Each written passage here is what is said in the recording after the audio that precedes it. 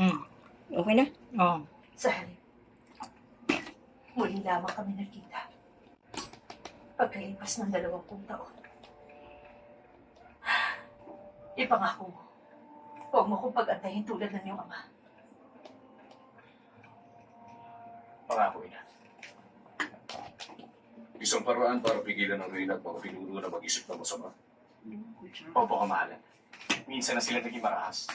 Nakaya nilang patayin ang inyong sugot kinatawan.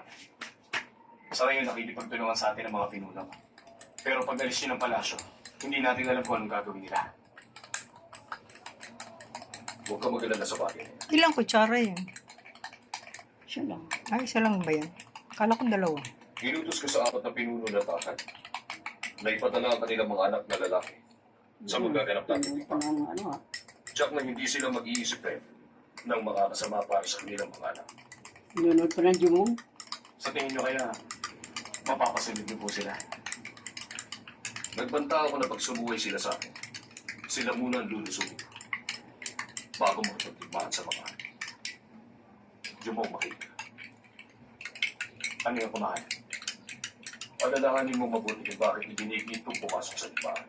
Lumalaban ako para sa akin sa Ay, no. at hindi Ilang lamang ka? para sa mga. Lumalaban Lumalaban ako para sa aking kapangyarihan. Madilim. At lumalaban ka hindi lang para sa Diyos, kundi para din sa proteksyon